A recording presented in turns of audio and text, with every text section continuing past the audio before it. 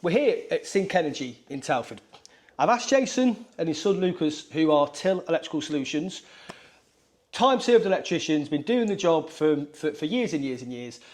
Jason and Lucas, from time to time, come and help us with solar installs, but it's mainly the roof side of things that you've helped with.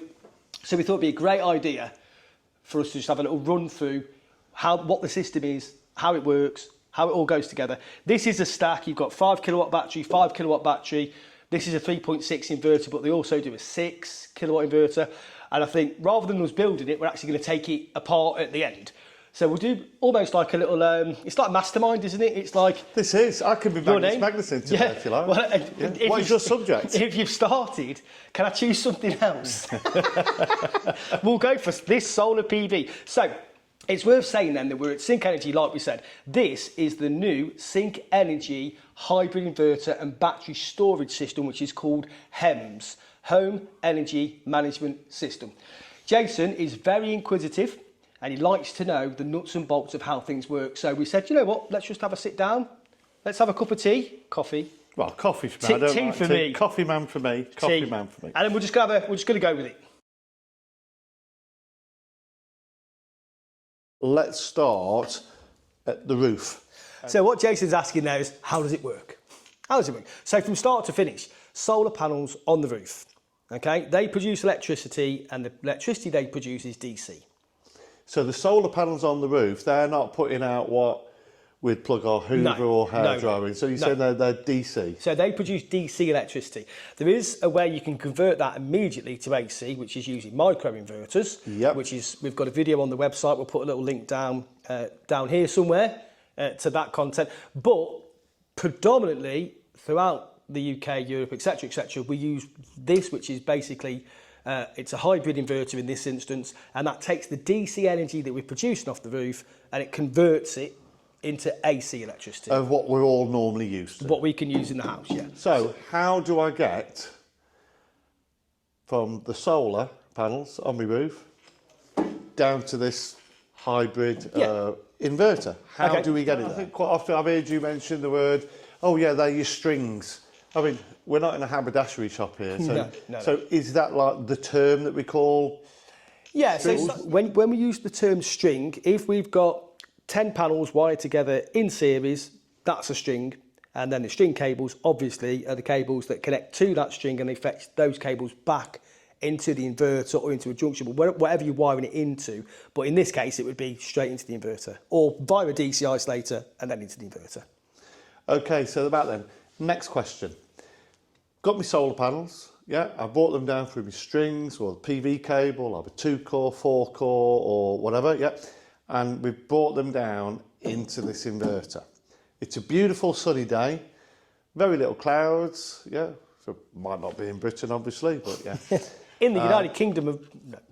But we've been fortunate with some nice weather. So we've got this lots of free electricity now, albeit DC, coming in to the inverter. So what happens next? You control. So all these systems, as far as I'm aware, we had this conversation the other week. We had a customer that didn't want the solar PV to settle the house demand first. What's the word I'm looking for? Not settle, to prioritise. Yeah, he didn't want it to take care of that first. Yeah. So we had a customer, and for whatever reason, for whatever tariffs they were going to go on to, we did advise against this, but they wanted the solar PV to go straight into the batteries and not satisfy, that's the word, not satisfy the house demand. As far as I'm aware, all these inverters are configured so they will always satisfy the house demand first. When we say house, we mean property, whatever it's wired into. Whatever it's wired into. Whatever it's wired into. The current electrical installation. Yeah, that's the one. So whatever it's wired into, it will always satisfy that demand first. Once that demand is satisfied, we've then got an excess of electricity, and it's at that point then we can decide where that excess electricity is going to go to. Right. So are we then going to put it straight into the batteries, which is what will happen in most instances? We can put solar diverters on, so we can go to an immersion heater, for instance, or of course, with the correct systems in place, and we've got an electric vehicle plugged in with the right settings enabled, the excess can go into the electric vehicle. So we can take that energy away. If you are going to constantly use all the electricity that's going to come in from the roof, from the solar panels, then this will always satisfy that demand first. So if you're going to use it all, you'll never have anything to put in the batteries. That's when off-peak tariffs come into the equation. So we're almost going back to the Economy 7 tariffs now, storage heaters. So what we can do, and let's be clear, it's going to be very, very rare that the typical household in the UK is going to use, certainly throughout the summer months, the 6 months of the year where we get decent sunlight and we get decent solar generation, it's highly unlikely that the typical household in the UK is going to use all that energy and not put anything into the batteries. But in theory, that could happen. So off-peak charging is what the systems are capable of. So like the Economy 7, we charge the batteries overnight and then we use them the next day. Of course, the next morning the sun's shining, so the solar is looking after the home demand. So this battery can sit there nicely, fully charged all day, waiting. It's October, so we're waiting until 4:30 because it's October. November, 4:30, and then that's when the batteries will take over. I set my system at home to fully charge my batteries overnight every single day of the year, regardless. Off your current electricity supply? Yeah. Because it's dark. So on the off-peak. And why would I do that? So the reason I do it, and the reason I advise all my customers to do this, is there's a couple of reasons for it. But one, if it's the summer now, which it is, tonight, when the sun stops shining and my solar drops below the start-up voltage for the strings, and we're not producing any electricity, my batteries are going to start discharging, and the batteries are then going to take over and they're going to run the house demand. Okay? So because of the time of year we're at, when it gets to my off-peak period starts at 11:30 in the evening, when we get to that stage, my batteries are going to be about 80%, 85%. Right? So all I'm going to top up overnight is the 15% or 20%, whatever I've used. But at a cheaper rate of electricity. A much, much cheaper rate of electricity. But what that means is the next day, I know that come 5:30 that morning, I've got a full battery, come rain or shine, to get me through. It's been topped up very cheaply. Very, very cheaply. And so if the solar's kept it charged the day before, and I've only used 15, 20% over the evening time, and up until 11:30 when our current off-peak period starts, then all I'm putting into is I'm paying 5p a kilowatt hour and I'm putting 2 kilowatt hours into it to get it back to 100, then I'm paying 10p to charge it back up.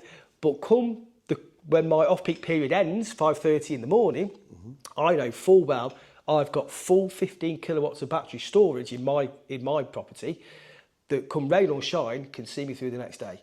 So if the sun doesn't shine tomorrow, I'm fine. I'm not pulling off the grid. And what happens if the sun does shine tomorrow?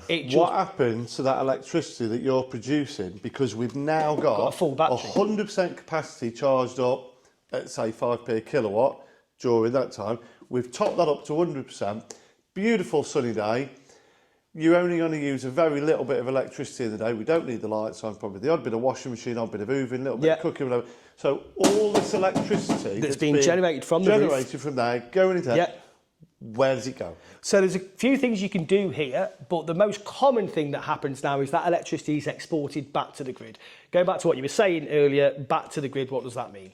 So it can export, so any excess that we're not going to use, so we can use solar diverters to heat hot water tanks, we can plug EVs in, there's certain things we can do to take that excess energy before we send it back to the grid. And it's about working out whether getting paid to send it back to the grid is financially better for you than charging your hot water tank. If you can charge your hot water tank overnight at 5p a kilowatt hour, 7.5p a kilowatt hour, but you're going to get paid for exporting this at 15 pence a kilowatt hour. Oh yeah, export it. So you're going to export it. You're going to export it. So it's about marrying up, and it's just looking at it, isn't it, and saying, right, I'll be better off if I do that. So. And then you've set up your SEG account with your chosen SEG. What? Solar. So solar. You mean like a? Yeah, one of those. What's this SEG? This is why I'm asking you all these questions. Solar export guarantee. This is all alien. So what that means is, years ago, when I keep going back to 2010, 2011, when the feed-in tariff was as I said earlier. What's this feed-in tariff? So What is the this? feed-in tariff was an incentive that came from the UK government back in sort of 2010, 2011, and people were paid to put solar PV systems in. So they would have to buy the system, in most cases. They'd buy the system, but for every kilowatt hour of electricity they produced from their roof, regardless of whether they used it or not, they got paid a feed-in tariff payment for every single kilowatt hour. Even if they used it to run their house, even if they EV used, charger? even if they used it. Now, we're going back to 2010, 2011, so this doesn't exist now. Right. Battery storage isn't there. There isn't any. There were some people cobbled together some 12-volt batteries that they'd done, and they put 12-volt lighting systems in, but predominantly there was no battery storage to speak of. So it was just what we call a string inverter, which literally just connects to the solar PV strings, connects to the house electricity supply, and the solar PV flows that way. It flows that way. So it's just one directional and it flows that way. If the house demand's there, then the power will come from the roof, it'll go to the house demand, and then whatever's left over, it'll come from the roof, satisfy the house demand, and whatever's left will go off to the grid. Well, we'll do the swimming lesson. Yeah, it's good, isn't it? Yeah. It'd be like swimming lesson. Yeah. I hope my swimming Swim teacher's stroke, not yeah. watching, because that's awful. Yeah. But so that's how the old feed-in tariff system did. And then on top of that, not that we want to keep banging on about the feed-in tariff, but on top of that, you got paid, and at the height, before the government, before the government reduced the rate of feed-in tariff and then eventually just phased it out completely, at its peak, it was 43.3 pence per kilowatt hour. I think I'm correct in saying that. 43.3 pence. The customer got paid, the owner of the solar PV system gets paid for every single kilowatt hour of electricity that system produces, as we said, regardless of whether they use it or not. And then, because at the time we didn't have export meters as such, so at the time the government assumed that the average house, the typical house, would use half and export half. So they paid them another 13.1 pence for half of what they generated. So they got paid the feed-in tariff, which is for generating, for feeding it in, for generating it. And then they got paid the export tariff on top.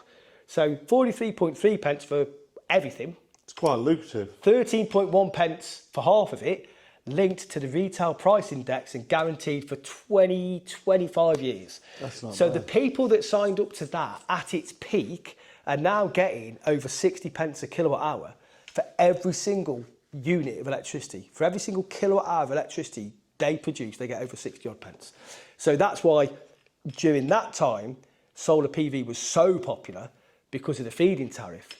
There's no feed-in tariff as such now, but what has happened in that 10-year period, the battery storage has come along. So now this system becomes more viable because A, there is still an export tariff, so you still do get paid for what you send back. People like Octopus are paying up to 15 pence for every kilowatt hour you send back, so that's quite good.